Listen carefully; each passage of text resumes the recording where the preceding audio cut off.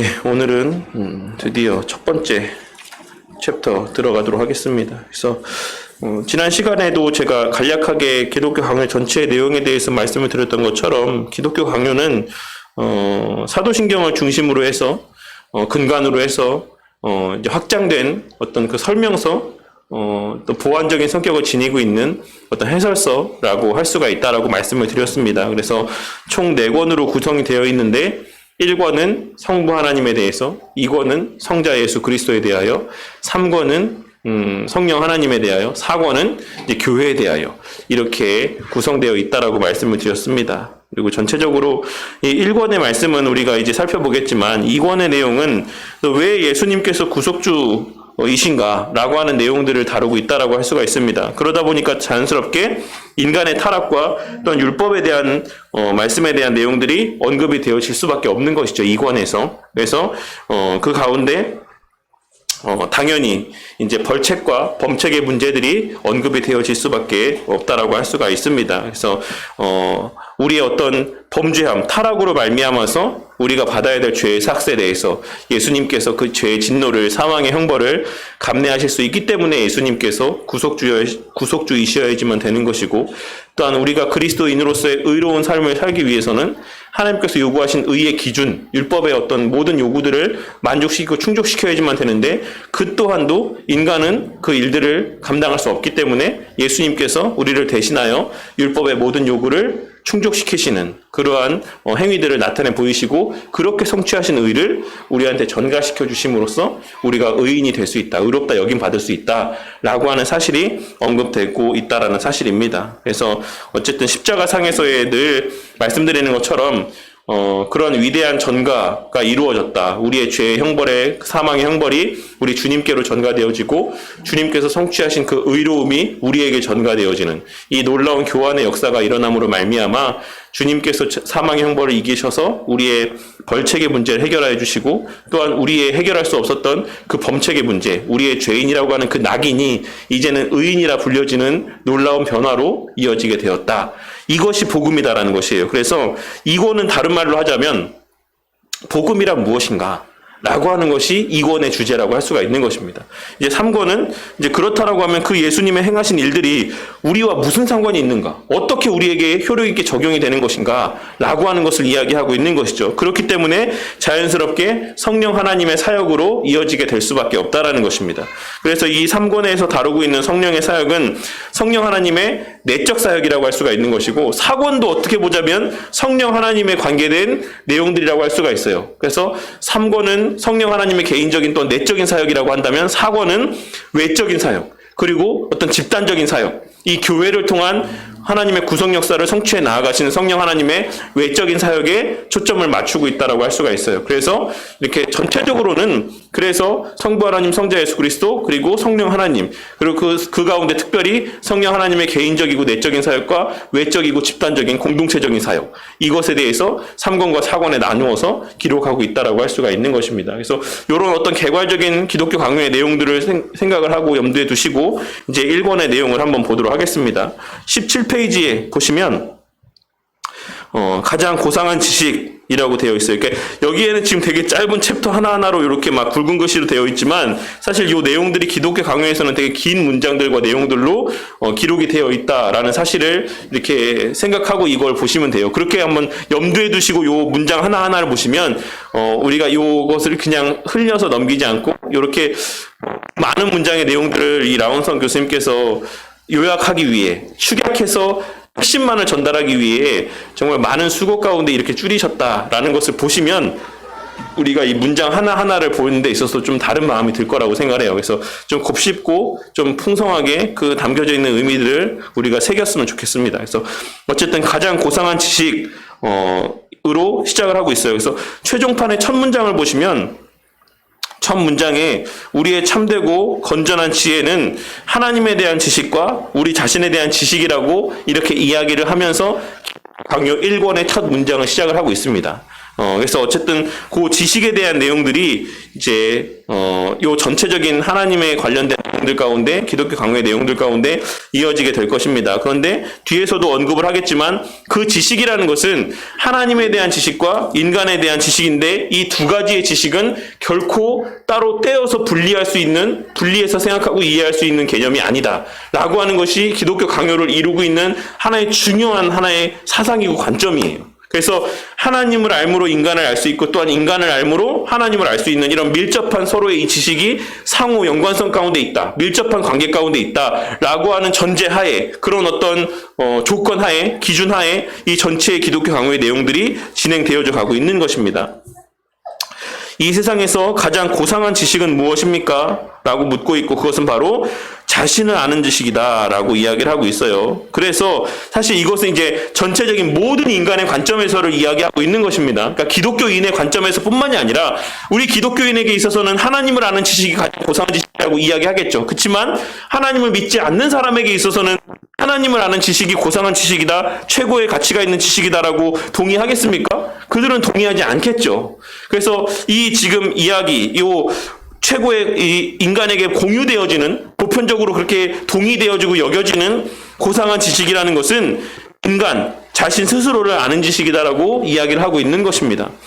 그렇기 때문에 여러 번 제가 말씀을 드렸던 것처럼 철학자들이 갖고 있는 궁극적인 질문들, 오랜 시간 인간이 갖고 있는 궁극의 질문이 무엇입니까? 인간이 어디로부터 왔는가? 인간은 왜 사는가? 나는 누구인가? 나의 삶의 존재 목적은 무엇인가? 이것이 정말 고대로부터 오랜 시간 지식이 있는 사람들, 그러니까 소위 지혜롭다는 사람들이 갖게 되는 궁극의 질문인 거예요. 우리가 정말로 이렇게 동물처럼 먹고 사는 것만을 위해서 사는 존재인가?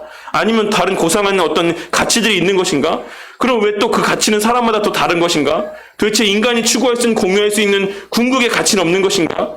그리고 또 왜 그러면 우리 인간은 동물과는 구별된 이런 어떤 특별한 가치를 추구하며 살아가는 것인가? 이런 수많은 꼬리에 꼬리를 무는 질문들, 그것의 가장 시발점에는 도대체 인간이 어디서 왔는가라고 하는 그런 어떤 의문들이 담겨져 있는 것이죠.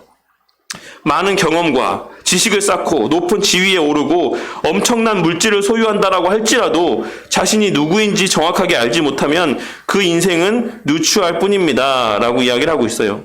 인생의 참된 의미를 발견하게 하는 것은 가시적인 조건이 아닙니다. 자신을 아는 자만이 인생의 참된 의미와 가치를 발견할 수가 있다라는 것이죠. 그래서 우리가 일반적으로 그냥 우리가 만들어내는 어떤 피조물들을 생각했을 때, 뭐 예를 들어서 뭐 이 볼펜이라고 하는 어떤 대상물을 생각한다라고 하면 사람들이 볼펜을 어떤 목적으로 만들었는지 사람들은 알죠. 그래서 이 볼펜이 어떤 무엇인가를 쓰려고 할 때에 그 자리에서 비로소 그 위치에 있을 때 합당한 가치를 발휘하는 거죠. 근데 만약에 우리가 어떤 무인도에서 먹고 사는 문제들, 뭘 잘라야 되고 뭔가 다른 일들을 해야 되는데 우리의 손에 볼펜이 쥐어져 있다? 거기에서 이 볼펜은 그의 효용할 만한 합당한 가치를 발휘하지 못한다는 것이에요. 그러니까 우리가 그와 같이 이 자신의 본래 목적과 어떤 용도들을 알 때에만 그 어떤 의미와 가치를 발휘할 수 있는 것처럼, 우리 인간이 어떤 목적으로 만들어졌는지를 알 때만 우리의 바른 위치를 자각할 수가 있는 것이고, 그 안에서 우리의 어떤 참된 가치와 의미들을 발현할 수가 있다는 것입니다. 그래서 많은 사람들이 일단은 모르니까 인간 스스로가 볼펜이 볼펜 스스로, 물론 여기는 무생명체이긴 하지만 볼펜이 볼펜 스스로의 가치와 존재 목적을 알 수 없는 것처럼 피조물은 절대로 피조물 스스로가 존재 목적과 가치를 알 수 없다라고 말씀을 드렸었어요. 왜냐하면 우리가 우리를 만든 게 아니니까. 우리가 우리를 창조한 것이 아니기 때문에 우리는 우리의 존재 목적과 가치에 대해서 다 알 수가 없다라는 것입니다. 그러니까 우리가 누구의 말에 귀를 기울입니까? 사람들이 다른 사람들, 나보다 그래도 조금 지혜롭다고 생각되는 사람들의 말을 귀담아 듣는 거예요. 모르겠으니까. 근데 그렇게 해서 계속해서 사람들끼리 그렇게 서로의 말에 귀를 기울이고 하다 보면 가장 스스로를 지혜롭다 생각하는 사람들은 어떤 문제에 직면하게 되겠습니까? 그 사람은 귀담아 들을 사람이 없잖아요. 다른 사람이 다 자신에게 지혜를 구하는데 나는 누구에게 물어볼 수도 없고 나는 어딘가에서 지혜를 구할 수도 없는 그 지경에 직면하게 된다는 것입니다. 결국에 누군가는. 그래서 그 순간에 그 사람들은 소위 이제 우리의 역사상 뭐 소크라테스 소크라테스라든지 뭐 유명한 지혜롭다라고 하는 지혜의 스승이라고 하는 모든 사람들은 다 결국에는 나는 어디서 왔고 어디로 가는가라고 하는 그런 질문들에 직면하게 될 수밖에 없다라는 것이에요. 그래서 그 해답을 찾기 위한 평생의 삶을 살아가는 것이죠. 누군가는 고행을 하고 또 누군가는 뭐 어떤 또 특별한 행위들을 하면서, 근데 그 가운데 우리 삶의 주변에도 그런 사람들이 있어요. 누가 있죠? 제가 최근에 이제 이런 얘기를 누구한테 들었냐면, 우리 성도님들도 아마 한 번쯤 들어봤을 만한 사람인데, 박진영이라고 하는 가수가 있어요. 혹시 아시나요? 얼굴 엄청 못생긴 가수. 요새는 뭐 JYP라고 더 많이 알려져 있죠. 근데 어쨌든 그 박진영이라고 하는 가수가, 그 가수가 이제 예전에 한번 어떤 TV 프로에 나와서 그런 얘기를 했었어요. 자기는 정말 후회 없는 삶을 살았다. 자기는 정말 내 삶을 열심히 살았고, 항상 하나의 목적을 이루면 또 다른 목적을 세워서 또 다른 목표를 세워서 계속 끊임없이 그 목표를 달성하면서 여기까지 왔는데, 자기는 어떤 그 목표를 계속해서 달성해 나가고 부가 쌓이고 명예가 쌓이고 어떤 어느 정도의 높은 지위에 영향력 있는 자리에 올라가고 내가 원하는 모든 바를 다 다루면 나에게 만족이 찾아올 거라고 생각했는데 그렇지 않은 걸 느낀 거예요, 이 사람이. 그래서 우리가 어디서 왔는가? 우리의 인간의 존재 목적이 무엇인가? 라는 것에 대한 고민을 하게 된 것이죠. 그래서 성경도 보고 여러 다른 종교의 어떤 경전들도 보고 이제 그런 지경에까지 나아갔다라고 하는 것을 자기가 어떤 프로에 나와서 고백하는 것을 본 적이 있어요. 근데 뭐 그래서 그 유병헌 딸과 결혼했는지 모르겠지만, 그래서 그 구원파의 유병헌 사위죠. 네. 제가 알기로는 그렇습니다. 그래서 그랬는지는 모르겠지만 어쨌든 간에, 그러니까 모든 사람들이 일단 우리가 누리기 전에, 우리가 어떤 지위에 다다르기 전에, 경험하기 전에는 그 자리에 올라보면 뭔가 새로운 것이 펼쳐지고, 우리가 소유하지 못한 그런 삶을 살게 되면 우리가 어떤 참된 만족이 찾아올 거라고 여겨지고, 우리가 풀지 못했던 어떤 그런 의문들에 대한 해답이 우리에게 주어질 것이다라고 생각을 하고 살아가지만, 실제로 그러한 삶을 살아본 모든 사람들의 공통된 말들, 우리가 소위 위인이라고 하는, 우리가 또 가톨릭에서 소위 성인이라고 불려지는 그 모든 사람들의 삶의 마지막 순간에 고백이나 삶의 모습들을 바라보게 되면 어떤 그런 만족들을 찾을 수 없다는 것을 우리는 분명히 확인할 수가 있다는 사실입니다. 그래서 어쨌든 우리는 결국에 우리가 어디서 왔는가, 어디로 가는가 라고 하는 어떤 질문들을 갖게 될 수밖에 없는 것이고, 그런 질문을 하게 되면 비로소 우리의 시선이 어디를 향하게 되냐면 창조주, 우리의 어떤 초월한 존재, 신, 이런 어떤 초월적인 존재에 대해서 관심을 갖게 된다라는 것이에요.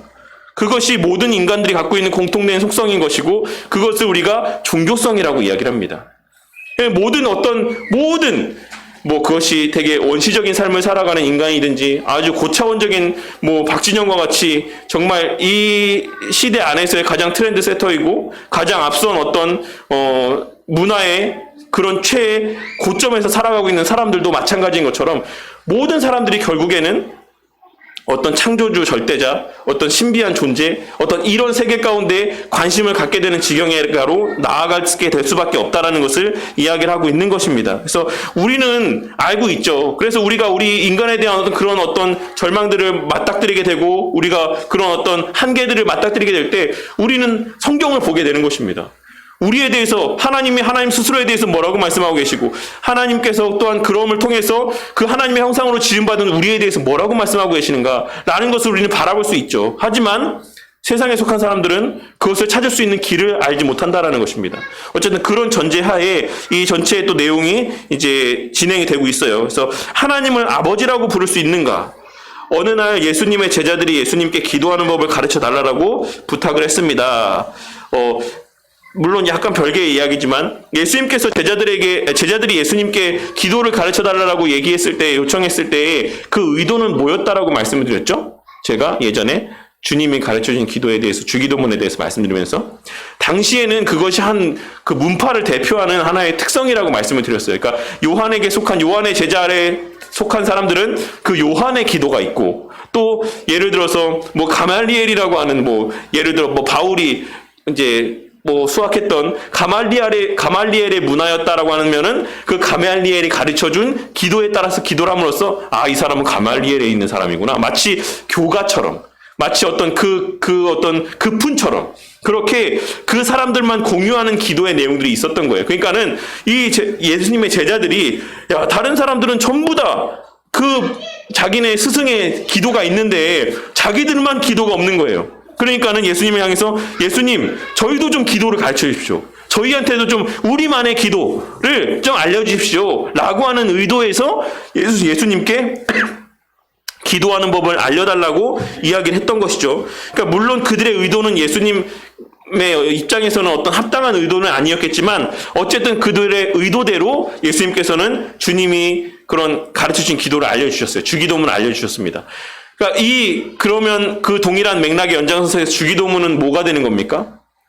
우리의 정체성을 보여주는 우리의 신앙 고백이 된다라는 것이죠. 그러니까 주기도문에 그런 의미가 담겨져 있다라는 것이에요. 당시에 모든 사람들이 그와 같은 그 스승의 기도를 통해서 자신의 정체성을 드러내고 그 기도의 삶을 살아감을 통해서 내가 그 사람의 문화 아래에 있는 사람이다라는 것을 증거했던 것처럼 주님께서는 그들의 의도대로 그들의 의도를 회파하지 않으시고 무시하지 않으시고 그들은 되게 저차원적인 차원에서 예수님께 요청한 것이었지만 그들의 요구를 그대로 수용하셔서 그들에게 기도를 가르쳐 주심으로써 그리스도인이 어떻게 살아야 되는지, 그리스도인의 추구하는 삶의 방향이 무엇이고 본질이 무엇이고 정체성이 무엇인지를 그 주님의 기도의 내용들 가운데 담아 주셨다라는 것입니다. 어쨌든 그런 의미가 주기도문 가운데 담겨져 있다라는 것이고 그것은 우리가 주기도문을 함께 살펴볼 때 또 더 깊이 있게 나눌 내용이긴 하지만 그 기도의 처음에 예수님께서 하신 말씀이 바로 너희는 기도할 때 이렇게 하라 라고 말씀하시면서 아버지여라고 하늘에 계신 우리 아버지라고 하는 이 하나의 호칭, 아버지라고 호칭을 그들에게 제시해 주셨어요. 항상 제가 말씀드린 게 무엇입니까? 10계명 가운데 1계명, 또 소요리 문답의 107문까지 있는 모든 말씀들 가운데, 질문들 가운데 첫 번째 1문. 그러니까 가장 우선의 자리에, 처음의 자리에 위치하고 있는 것이 가장 중요한 가치를 지니고 있다라고 말씀을 드렸습니다. 그러니까 그런 맥락에서 봤을 때 이 아버지라고 하는 하나의 호칭이 갖고 있는 의미는 그냥 단순히 우리가 부르는 호칭으로 끝나는 것이 아니다라는 것이에요. 예수님께서 특별히 그 기도의 시작을 아버지라고 부르고 기도해라 라고 하는 그 말씀의 의미 가운데는 크게 세 가지 의미가 담겨져 있어요. 그렇기 때문에 17페이지 하단에 보시면 하나님을 아버지라고 부를 수 있다라고 하면 기독교의 진리를 이미 소유하고 있다라는 반증이 된다. 표징이 된다. 증거가 된다. 라고까지 이야기를 하고 있는 것이죠. 어떤 맥락에서 그렇습니까? 첫 번째로 우리가 하나님을 아버지라고 부르는 데는 첫 번째 우리 아버지는 의미하는 바가 무엇입니까? 우리가 누구로부터 생명을 받는 것이죠? 그 아버지로부터 태어나는 것이에요. 그 아버지로부터의 생명이 공급되어지는 것입니다. 우리가 하나님을 아버지라고 부른다는 것은 우리의 생명이 하나님께로부터 왔다라는 것을 고백하는 의미가 되는 것이죠. 그런 의미가 담겨져 있는 것입니다. 또 하나, 아버지라고 하는 것은 어떤 의미를 갖고 있습니까? 가정 안에서의 주권자인 것이죠. 그 집안을 다스리는 사람이에요. 하나님이 나의 아버지다 라고 하는 것은 하나님께서 나의 삶을 주관하시는 그런 주권자의 심을 고백하는 의미가 또한 거기에는 담겨져 있는 것입니다. 그리고 더 나아가서 또한 아버지라고 하는 의미가 갖고 있는 또 하나의 뉘앙스가 무엇입니까? 친밀한 관계인 것이죠. 부모와 자식 간의 관계. 그러니까 그 하나님, 세상 만물을 창조하시고 세상 만물의 기원이 되시고 세상 만물을 다스리시는 그 하나님이 나와 그냥 별개의 관계가 아니라 밀접한 관계 가운데 아버지와 아들의 관계 가운데 있다라고 하는 의미가 그 아버지라고 하는 고백 가운데 담겨져 있는 것이에요. 그것이 우리가 믿는 기독교 신앙의 전부 아니겠습니까? 이 아버지라고 하는 단 하나의 호칭 가운데 이와 같은 엄청나게 풍성한 의미가 담겨져 있는 것이고 그렇기 때문에 오늘 이 기록된 말씀이 이것이 기독교 강요다라고 하는 이 책에서 또한 이러한 의미들을 또한 칼빈은 그런 의미들을 증거하고 있는 것입니다. 이 아버지라고 하는 표현 안에는 정말 기독교 진리를 담고 있는 어떤 풍성한 의미들이 담겨져 있다라고 이야기하고 있는 것이죠. 내 아버지가 17페이지 하단에 내 아버지가 세상에 있는데 또 다른 아버지가 왜 필요한지 의아한 사람도 있겠습니다만 주님의 기도에서 아버지는 인자하신 아버지이시며 또한 인류의 원인이 되시는 분이십니다. 그리고 또한 모든 피조물 세계의 원인이 되신다라고도 확장해서 그 의미를 적용할 수가 있는 것이죠. 그래서 제가 앞서 말씀드린 것처럼 그런 의미들이 그 아버지라고 하는 고백 가운데 기도의 어떤 서두의 고백 가운데 담겨져 있다라고 하는 사실을 기억하시면 되겠습니다. 그래서 이제 뿌리, 1976년 미국 퓰리처상을 수상한 흑인 소설가 알렉스 헤일리가 쓴 뿌리라는 소설이 있습니다. 이 소설의 주인공 쿤타는 1750년 여름 서아프리카의 킨테라고 하는 마을에서 태어났습니다. 그는 16세 때 미국의 노예로 잡혀와서 파란만장한 인생을 살게 됩니다. 하지만 자신의 뿌리를 결코 잊지 않았고, 또한 비록 노예로 살았지만 그는 자신의 뿌리에 대해서 결코 부끄러워하지 않았다라고 하는 내용들이 이 뿌리라고 하는 소설의 내용들 가운데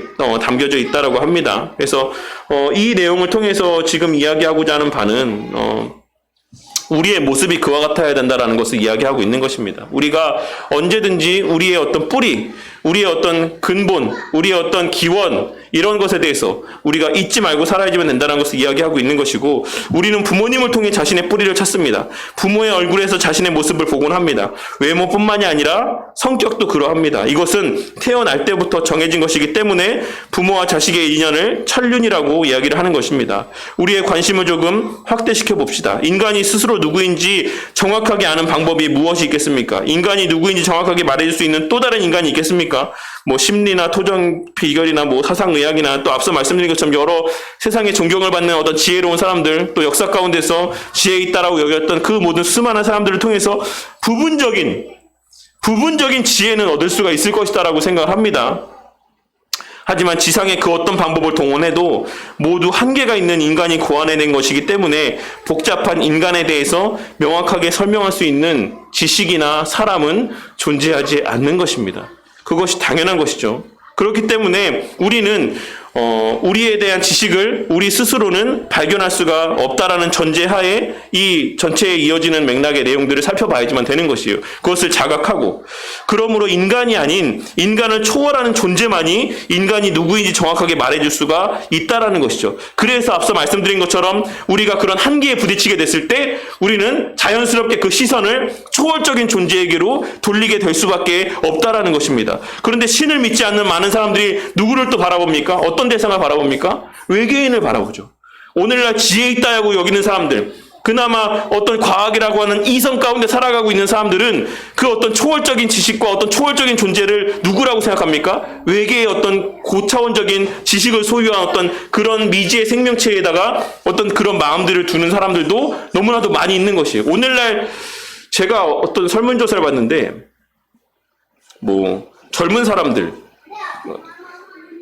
거의 70-80% 이상은 다 외계인의 존재를 믿는다라고 하더라고요. 그러니까 그렇게 심지어는 이제 미국에는 저기 바깥에 그 이단 거기에도 써있지만 알리언 무브먼트라고 하는 그 외계인을 섬기는 종교까지도 있을 정도인 것이죠. 그처럼 모든 사람들은 우리 안에서의 어떤 해결할 수 없는 문제에 직면하게 되고 어떤 그런 벽을 느끼게 되었을 때 그런 초월적인 존재를 바라보게 된다는 것입니다. 마찬가지로 이렇게 그와 같은 어떤 개념 하에서 우리가 그런 초월적인 존재만이 우리에게 우리의 어떤 본질과 우리의 어떤 객관화된 어떤 지식들을 알려줄 수 있다는 것을 이야기하고 있는 것입니다. 그 존재는 바로 만물을 창조하신 하나님이시다라고 우리는 믿는다라는 것이죠. 다른 모든 사람들이 그렇게 다른 것으로 대체하고 있는 그 모든 초월적인 존재를 우리는 그 대상을 하나님으로 분명히 알고 믿고 있다라는 것을 이야기하고 있는 것입니다. 창조주 하나님은 우연히 세상을 만드신 분이 아닙니다. 뭐 어떻게 하다가 막 이렇게 저렇게 하다가 예전에 뭐 어떤 영화나 뭐 어떤 프로들을 보면 막 과학자들이 뭐 이렇게 저렇게 하다가 막 우연히 어떤 물질들을 만들어내고, 예전에 그런 사람들이 있었죠. 연금술사라는 사람들이 있었습니다. 연금술사는 뭐 하는 사람입니까? 금을 만드는 사람들이죠. 그러니까 그 사람들은 어떻게든지 이 물질들을 조합해가지고 금이라고 하는 것을 만들 수 있다라고 생각한 사람들이었어요. 근데 그 사람들이 그런 부질없는 일이, 우리가 지금 생각했을 때 사실 부질없는 일이죠. 미련한 짓을 한 거죠. 근데 그 과정 안에서 그 연금술사들의 수많은 연구 가운데서 수많은 물질들이 개발이 됐어요. 그러니까 그런 것처럼 그런 연금술사들이 의도하지 않았지만 만들어내게 된 수많은 물질들과 같이 하나님도 그렇게 의도하지 않은데 어떤 다른 일들을 하다가 우리 인간을 창조해내신 것이 아니다라는 것이에요. 하나님은 그런 분이 아니시다라는 것을 말씀하고 있는 것입니다. 여호와여 주께서 나를 살펴보셨으므로 나를 아시나이다 라고 하는 이 시편의 고백과 같이 하나님께서는 나를 알고 창조하신 겁니다. 우리가 어떠할지, 우리가 어떤 사람이 되어야, 어떤 존재가 되어야 될지를 다 아시고 계획하시고 그러한 인간을 하나님의 형상에 따라서 창조하셨다라는 것이에요. 그것을 우리가 분명하게 알고 있어야지만 된다는 것입니다. 심지어 머리털까지도 다 세신 바 되었나니 라고 하는 말씀에서처럼 하나님께서는 우리를 그렇게 어떤 의도와 목적을 갖고 계획 가운데 창조하셨을 뿐만 아니라 그렇게 창조하신 우리에 대해서 너무나도 세세하게 다 잘 알고 계시다라고 하는 것을 성경 말씀은 우리에게 증거하고 있는 것입니다. 그래서 하나님은 인류 전체를 아실 뿐만 아니라 한 사람 한 사람을 정확하게 아시는 분이다 라고 하는 것을 성경은 계속해서 증거하고 있습니다. 하나님을 알면 자신이 누구인지, 인간이 누구인지를 알게 됩니다. 따라서 가장 고상한 지식의 한 측면은 하나님에 대한 지식인 것이고, 또한 인간은 하나님을 알게 되는 순간에 자신에 대한 지식을 갖게 되는 것입니다. 왜냐하면 인간이 하나님께서 창조하신 피조물인 것이고, 특별히 하나님께서는 하나님의 형상으로 지었다라고 말씀하셨기 때문에 그래요. 그래서 우리가 하나님을 알수록, 하나님을 바르게 알수록 우리 존재의 어떤 목적과 의미에 대해서, 본질에 대해서 바르게 알게 된다는 것입니다. 그리고 인간에 대해서 아는 만큼 또한 하나님에 대한 지식도 자라간다. 이 말은 무슨 말인지 아시겠어요? 하나님을 바르게 알므로 우리에 대해서 바르게 알게 되는 것에 대해서는 많은 사람들이 동의하고 그 사실에 대해서는 잘 알고 있어요. 근데 그 뒤에 이어지는 인간에 대해서 아는 만큼 하나님에 대한 지식도 자라간다. 이것은 어떤 의미인 것 같으십니까? 어떤 경우에 이러한 표현들이, 이러한 의미들이 좀 적용이 되고 우리 가운데 발견되어진다라고 할 수가 있습니까? 제가 예전에도 여러 번 말씀드렸던 것처럼 하나님께서 인간에게 결혼이라는 제도를 허락해 주셨죠. 부부 사이의 관계. 이 부부 사이의 관계를 통해서 한 남자와 한 여자가 결혼이라는 제도를 통해서 한 몸을 이루게 되는 것. 이것을 통해서 우리가 무엇을 알 수 있다라고 말씀드렸습니까? 성삼위 하나님 간의 삼위일체 하나님의 그 교제를 알 수 있게 된다라고 말씀드려요. 물론 부분적이지만 우리가 감히 상상도 할 수 없고 추론도 할 수 없고 짐작도 할 수 없는 그 성삼위 하나님의 신비한 일체의 그 교리를 우리는 남편과 아내라고 하는 이 한 몸이 된 부부의 관계 안에서 부분적으로나마 알게 되고 깨닫게 된다는 것이에요. 이 둘이 분명 다른 객체죠. 한 남편과 한 아내라는 존재가 분명히 다른 개인입니다. 하지만 성경은 그 둘을 무엇이라고 보고 있습니까? 하나라고 보고 있다라고 말씀을 드렸어요. 남자와 여자가 분명히 다른 존재죠. 근데 하나님께서는 남자와 여자를 통틀어서 인간이고 사람이다라고 말씀하신다라는 사실을 우리가 주목해서 볼 필요가 있는 것이에요. 그 둘이 하나로 밀접하게 개인적인 관계, 인격적인 관계 가운데 하나로 묶이는 제도를 결혼이라는 제도를 통해서 주신 거예요. 남자나 여자라고 하는 이 두 개에 떨어져 있는 객체와 이 두 객체를 결혼이라고 하는 제도를 통해서 하나로 이어주고 묶어주심을 통해서 그 안에서의 교제들을 통해, 그 안에서의 사귐과 사랑의 그런 교제들을 통해서 성삼위 하나님 간의 교제가 어떠한지를 우리 가운데 깨닫게 해주시는 것이죠. 부분적으로나마.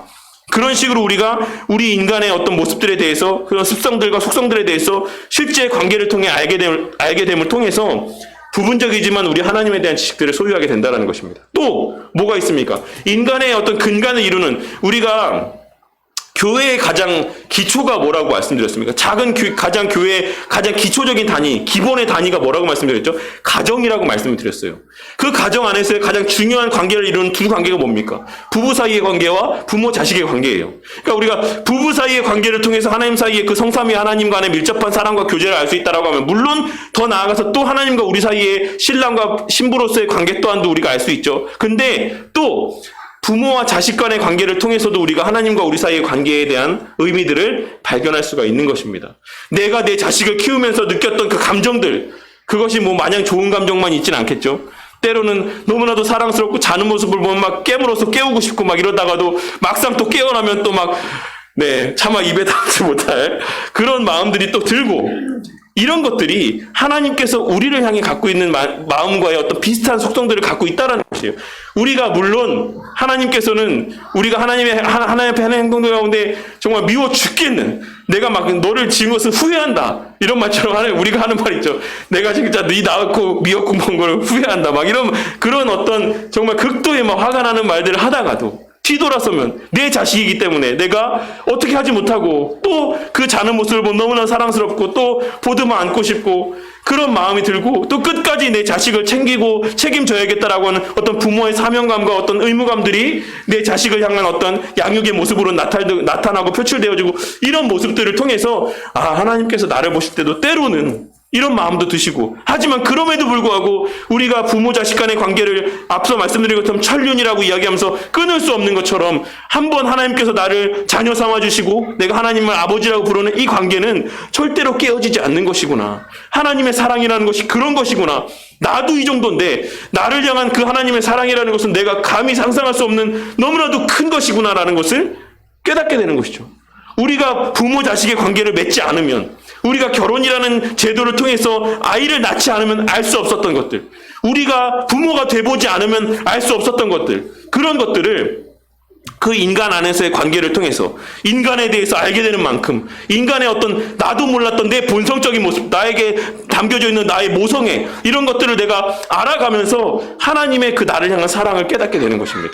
그러니까 그러한 것을 이야기하고 있는 것이에요. 그래서 하나님을 알므로 나를 알게 되고 나를 알므로 인간을 알므로 하나님을 알게 되는 것은 정말 상호의 밀접한 관계를 갖고 있다는 것을 이야기하고 있는 것입니다. 이 둘은 결코 나뉘어지거나 따로 구별할 수가 없어요. 근데 오늘날 이 관계를 딱 단절시키려고 하는 것입니다. 현대사회의 문화들이, 현대사회의 어떤 가르침들이 이 어떤 태초부터 창세로부터 하나님께서 이 결혼이라는 제도와 부모 자식의 관계를 통해서 하나님을 알게 하시기 위해서 이 제도를 마련하시고 이런 어떤 관계들을 우리 가운데 허락해 주셨음에도 불구하고 이 관계를 단절시켜서 결혼은 결혼, 부모 자식의 관계는 관계, 가정은 가정, 교회는 교회, 하나님과 우리 사이의 관계는 또 다른 별개, 이렇게 다 관계들을 따로 나누어 놓는 거예요. 그래서 우리는 아무렇지도 않게 그렇게 여러 가지 합당치 못한 그 관계 안에서의 모습들을 나타내 보이게 된다는 것입니다. 그 기본의 전제, 이 결혼, 인간이 어디서 왔는지를 잃어버린 것처럼 이 결혼이라는 제도의 기원이 무엇인지도 잃어버리는 것이죠. 왜 우리가 결혼하는가? 왜 자식을 낳는가? 그 어떤 본질적인 의미, 목적, 가치를 잃어버렸다라는 것이에요. 그래서 부모 안에서의 부모된 어떤 마땅한 도리를 다하지 않고 자식이 또한 부모에게 마땅한 어떤 자식으로서의 도리를 다하지 않고 부부가 부부 사이에서의 마땅한 도리들을 다하지 않고 그냥 그 둘의 문제는 그 둘의 문제로 끝나는 것처럼 그렇게 여기는 지극히 이기적이고 개인주의적인 문화들이 이 온 사회 가운데 퍼져나가게 되었다는 것입니다. 그러니까 이것은 좀 더 확장된 개념이기 때문에 또 따로 살펴보도록 할게요. 어쨌든 그렇게 우리가 하나님을 알므로 인간을 알 수 있고 인간을 알므로 하나님을 알 수 있다는 의미가 바로 그와 같은 맥락에서다라는 사실을 우리가 꼭 기억해야지만 되겠습니다. 그런데 그렇다라고 하면 그 하나님에 대한 지식을 알아야, 하나님에 대한 지식을 알아야 우리가 우리 자신에 대한 지식을 소유할 수가 있게 되는 것인데, 그러면 우리가 그 하나님에 대한 지식은 어떻게 할 수 있게 되는 것인가? 우리가 어떤 지식이라는 것을 소유하게 될 때 그것을 어떻게 소유하게 되는 것인가? 라는 것에 대해서 우리가 한번 생각해 볼 필요가 있다는 것이에요. 그러니까 누군가에게 말을 듣는다 라는 이 행위가 갖고 있는, 담고 있는 함의가 무엇입니까? 누군가에게 어떤 말을 귀담아 듣는다 라고 하는 것. 거기에는 무엇이 전제되어 있는 것이죠? 첫째로는 그 상대방을 신뢰한다라는 의미가 담겨져 있어요. 신뢰하지 못할 사람의 말을 귀담아 듣는 사람이 있습니까? 그냥 한 귀로 듣고 한 귀로 흘려버리는 것이죠. 우리가 기본적으로 듣는다라는 것은 그 말을 들려주는 대상을 신뢰한다라고 하는 것이 담겨져 있습니다. 그런 의미가. 또 하나, 내가 누군가에게 어떤 말을 듣는다라는 것은 그 사람이 나보다 뛰어나다라는 것을 인정하는 겸손이 있다라는 것이에요. 내가 더 뛰어나다, 내가 더 지혜롭다, 내가 더 많은 지식을 갖고 있다라고 생각한다라고 하면 설령 그 사람이 아무 가치 없는 사람은 아닐지라도 그 사람이 지혜롭다 하고 그 사람이 괜찮은 사람이라고 하더라도 내가 생각했을 때 내가 더 지혜롭다고 생각하면 그 사람의 말을 귀담아 듣겠습니까? 그렇지 않다라는 것이죠. 거기에는 반드시 어떤 말들을 듣는다라는 것에는 겸손이 자리하고 있는 거예요. 내가 더 못하다, 내가 저 사람의 말을 들을 만한 가치가 있다 라고 하는 겸손이 그 마음 가운데 자리하고 있다라는 것입니다. 그런 맥락에서 그 다음에 이어지는 챕터가 겸손인 거예요. 왜 이 겸손이라는 말이 여기에 나오는가? 하나님을 알고 나를 아는데 왜 이 겸손이라는 말이 뚱딴지같이 튀어나오는 것인가? 라고 생각했을 때 우리가 듣는다라는 것, 들어야 하나님에 대해서 알게 되는데 그 듣는다라는 것에는 겸손이 필수적인 요소이기 때문에 이 겸손에 대한 언급이 이어지고 있는 것입니다. 하나님에 대한 지식은 학문적으로 접근할 수 없습니다. 세상 지식은 돈과 노력과 지능으로 습득할 수 있지만 하나님에 대한 지식은 그렇지 않다라는 것이죠. 학식을 갖춘 자만 이 지식을 가지게 되는 것이 아닙니다. 이 지식은 자신이 얼마나 비참한지를 깨달을 수 있을 때 비로소 얻을 수 있습니다. 이 비참하다라는 건 어떤 면에서 비참하다라는 것을 이야기하고 있는 것이죠? 무지하고 무능력하다라는 면에서 우리가 아무것도 모르고 앞서 말씀드린 것처럼 우리가 아무리 고민하고 연구하고 공부하고 배운다고 할지라도 그 현실에 넘을 수 없는 벽이 있다라는 것.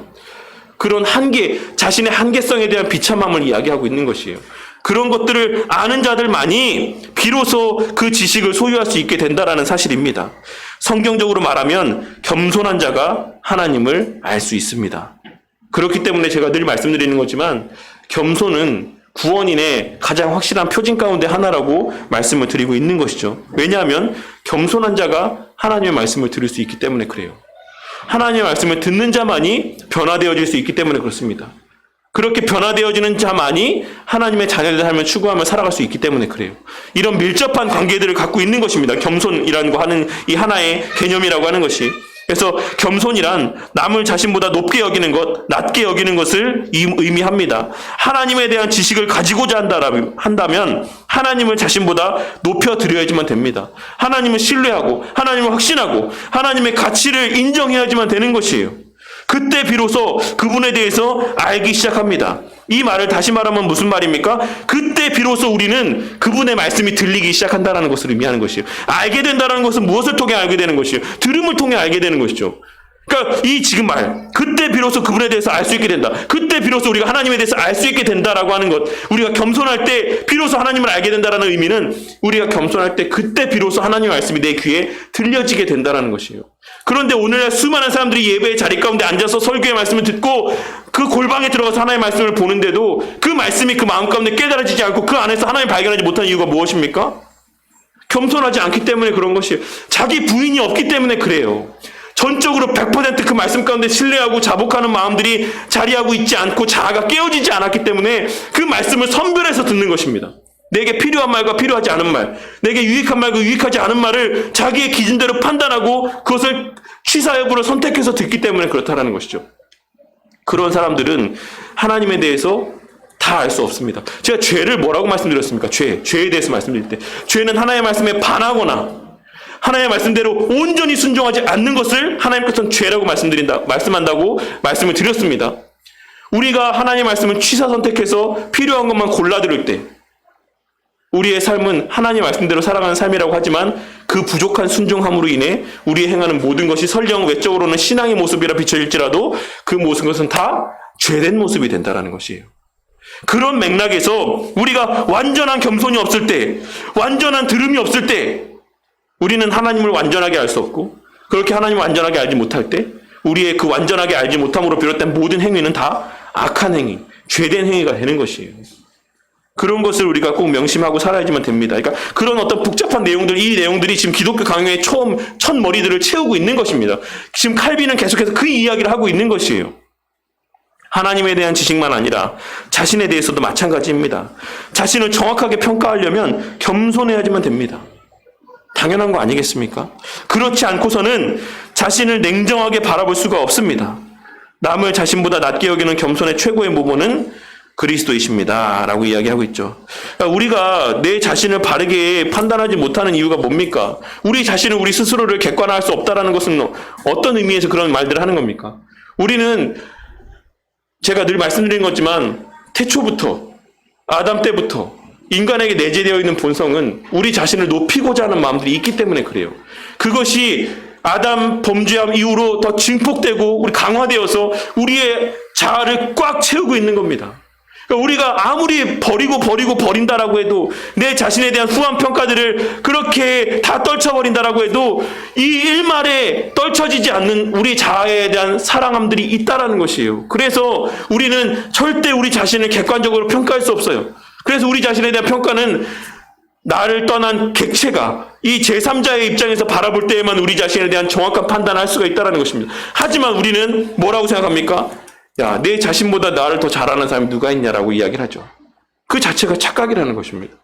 그것은 오염된 시각이고 오염된 판단이에요. 내 자아에 대한 사랑과 자만과 교만으로 오염되어 있는 평가라는 것입니다.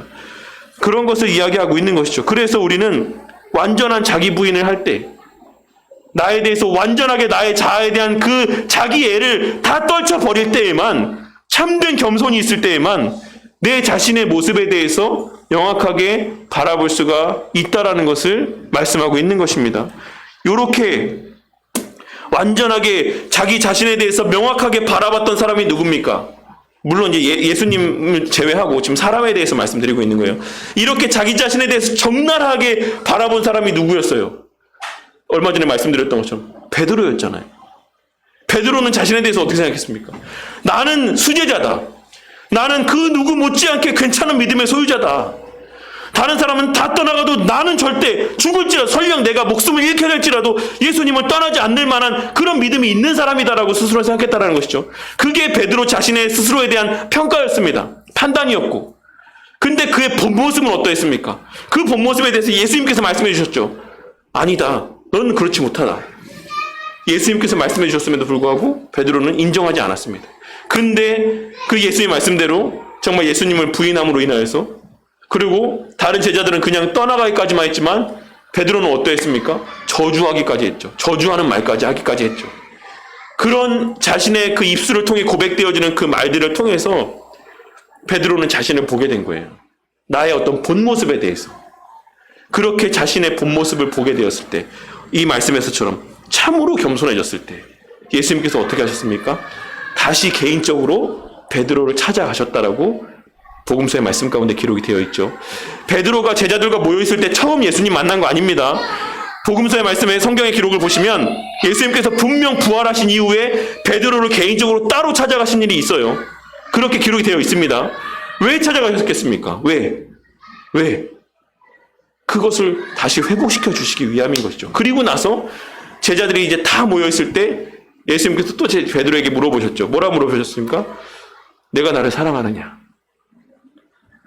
그 땅에 떨어진 권위, 그 땅에 떨어진 그 본질, 그 겸손, 그것 위에 권위를, 예수님의 권위, 하나님의 권위를 다시 부여해 주신 거예요. 3번 부인한 것처럼 3번 사랑하느냐 물으시고 그의 대답을 이끌어내신 것입니다.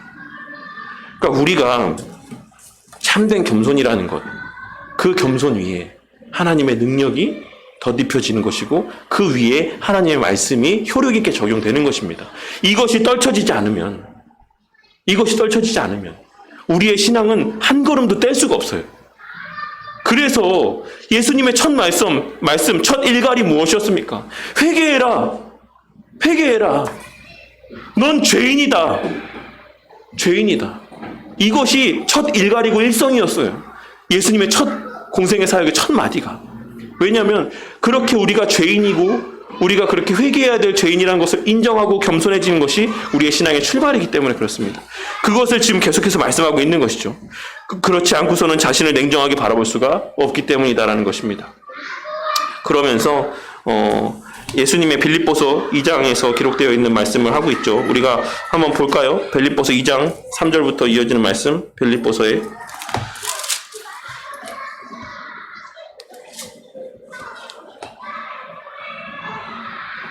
네. 1절부터 11절까지만 쭉 다 보도록 할게요. 그냥 예수님의 겸손에 대해서 언급하고 있는 빌립보서 2장 1절부터 11절까지 말씀 함께 봉독하겠습니다. 시작.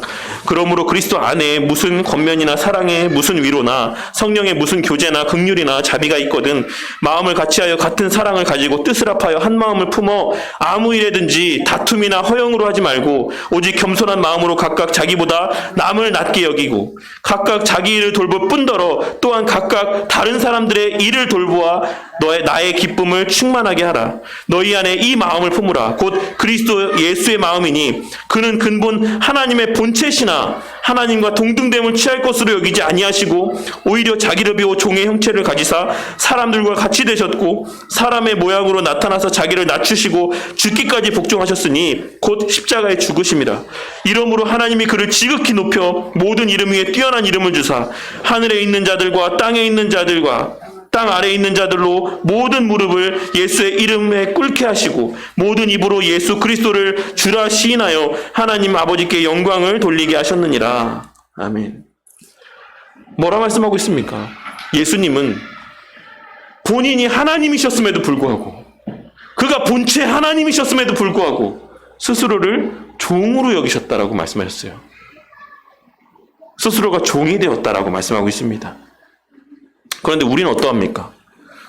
우리는 어떠합니까? 우리 인간은 어떠합니까? 우리는 본래 날 때부터 본체가 종임에도 불구하고, 본체가 피조물임에도 불구하고 스스로가 하나님인 것처럼 하나님이 되려고 그런 마음을 품고 살아가는 것이 우리 인간이라는 것이에요. 아담과 하와가 왜 선악을 알게 하는 나무의 실과를 따먹었습니까? 마귀의 무슨 말에 그들이 넘어갔습니까? 너가 하나님과 같아질 것이다. 본체 종으로 태어났음에도 불구하고 하나님과 같아지고자 하는 마음들이 우리 가운데 자리하고 있는 게 죄악에 물들지 않은 아담과 하와의 본래부터의 모습이었다는 것이에요. 그러니까 우리는 어떠하겠습니까? 아담과 하와, 죄에 무관했던, 죄에 오염되지 않았던 아담과 하와도 그러했는데 우리가 우리 스스로를 하나님과 같이 여기고자 하는 그 마음들이 우리 가운데는 어느 정도의 효력을 발휘하겠느냐는 것입니다.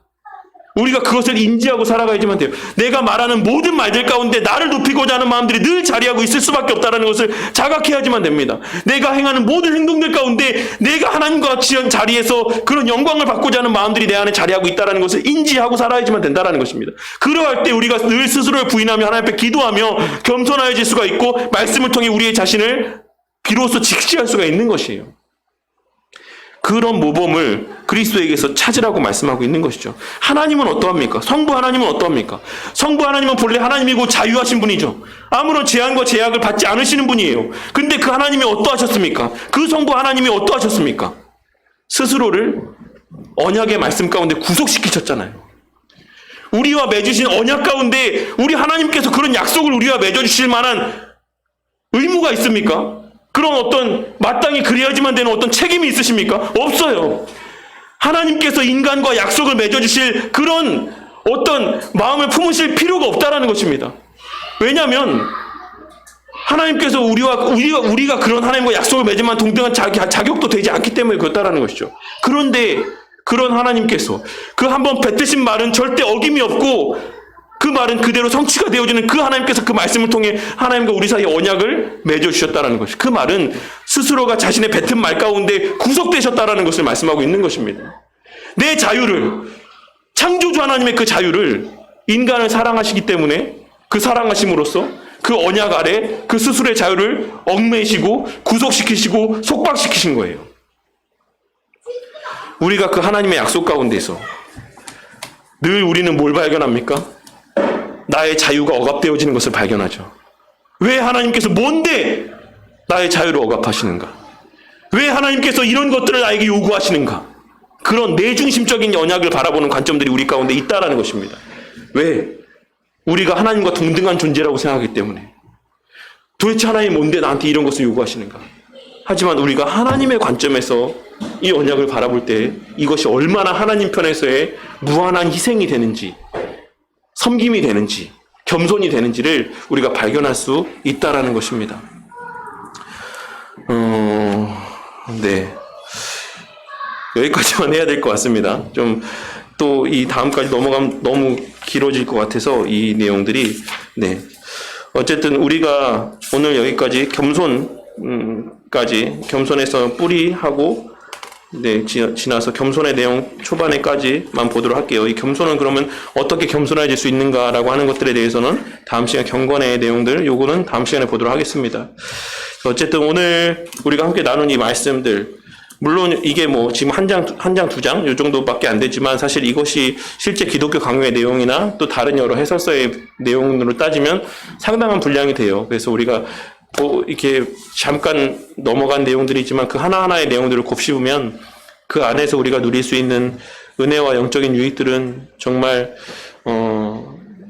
비교할 수 없는 풍성한 은혜들이 담겨져 있을 것이다라고 생각합니다. 그래서 한번 집에 가셔서도 한번 요 내용들을 곰곰이 한번 보시고 또 여기에 관계되어 있는 성경의 말씀들도 한번 찾아서 읽어보시고 묵상하시고 그렇게 하시면서 또 이 기회가 되시면 기독교 강요도 좀 이제 구입하셔서 이렇게 그 내용들, 우리가 함께 살펴보는 챕터의 내용들을 이렇게 한번 듣고 그 기독교 강요에 그 세세하게 써 있는 내용들을 보시면 그 의미들이 더 또 이렇게 마음 가운데 잘 이해가 되고 다가올 거라고 생각합니다. 그래서 어쨌든 오늘은 여기까지 마치고 다음 시간에 이어서 또 계속해서 다루도록 하겠습니다. 혹시 오늘 들으신 말씀 중에서 이해가 되지 않거나 좀 이렇게 질문하고 싶으신 내용들이 있으십니까? 있으세요? 없으십니까? 네, 알겠습니다. 네. 다행이네요. 그래도 제가 어떻게 잘 설명을 드린 것 같아서. 네. 없으십니까? 밖에도? 없으시고. 그리고 무수영 선님 어디 가셨죠? 네. 알겠습니다. 네. 제가 기도하고 마치도록 하겠습니다. 하나님 감사합니다. 참, 하나님께서 우리의 역사 가운데 뛰어난 또 신앙의 인물들을 보내어 주시고, 정말 고난이 넘쳐나는 그 종교개혁의 시대 속에서도 이 신앙의 정수라고 할 수가 있는 이 귀한 책자들을 집필할 수 있는 은혜와 능력들을 더하여 주심에 감사를 드립니다. 우리가 이렇게 귀한 신앙의 유산들을 아무런 수고 없이 그저 적은 금액만 내면 손에 쥐어서 들고 읽을 수 있다라고 하는 것이 얼마나 큰 은혜인지를 깨닫는 우리 모두가 되기를 바랍니다. 오히려 너무나도 넘쳐나기에, 풍성하기에 그 가치가 퇴색되어져 버리고만 이 신앙의 귀한 유산들을 우리가 다시 한번 가치 있게 바라보게 되는 마음들을 품게 하여 주심으로 정말 그 생명을 바쳐 정립해 놓은 이 신앙의 가르침들을 오늘날 살아가는 우리 또한 우리 각자의 마음 가운데 새기게 하시고 그들이 바라보고 섬기고 사랑했던 그 하나님을 오늘날을 살아가는 우리 또한 동일하게 바라보고 그 은혜와 능력들을 동일하게 체험하며 살아가는 특권을 누리고 만끽할 수 있도록 자비와 긍휼을 베풀어 주시옵소서. 부족한 종의 연약함으로 미처 다 하지 못한 것들, 다 다루지 못한 것들, 또 우리가 기독교 강요를 들고 읽을 때 그 내용들이 깨달아지게 하시고 또 그 기독교 강요를 읽을 때 미처 깨닫지 못했던 것들을 선포되어지는 말씀을 들을 때 그 내용들이 또 깨달아지게 하시고 또 그 설교의 시간들 속에서도 깨닫지 못했던 것들을 우리 각자의 골방에서 주의 말씀을 들고 읽고 묵상할 때 깨닫게 하여 주심으로 그 모든 방편들을 통해서 우리의 신앙을 세워나가시는 그 하나님의 은혜와 능력을 매일의 삶 속에서 체험하는 우리 모든 바른교회 성도님들이 되게 하여 주시옵소서. 또 우리에게 한 주의 삶을 허락해 주심에 감사를 드립니다. 어떤 일들이 우리 앞에 자리하고 있을지 우린 알지 못하지만 우리가 확신할 수 있는 단 한 가지는 과거의 사도들과 함께 있던 그 하나님께서 어거스틴이나 칼빈과 함께 있던 그 하나님께서 오늘 이 시대를 살아가는 우리와도 함께 하신다라고 하는 그 사실만큼은 우리가 확신할 수 있사오니 그 확신으로 말미암아 이 한 주의 삶이 또한 하나님께 영광이 되고 기쁨이 되는 삶이 되게 하여 주시옵소서. 코로나가 계속해서 진정이 되지 않고 있습니다. 주님, 우리 권사님들 또 접종 받으실 때 부작용이 심하게 나타나지 않도록 지켜주시고 그 생명이 하나님께 있음을 행위로서 고백하며 그 하나님의 은혜를 범사의 삶 속에서 충만히 만끽하는 우리 모두가 되게 하여 주시옵소서. 언제나 우리의 삶의 머리가 되어주시고 주권자가 되어주시며 우리의 아버지가 되어주시는 우리 하나님께 감사드리며 이 모든 말씀 우리 주 예수 그리스도 이름 받들어 기도드렸습니다. 아멘.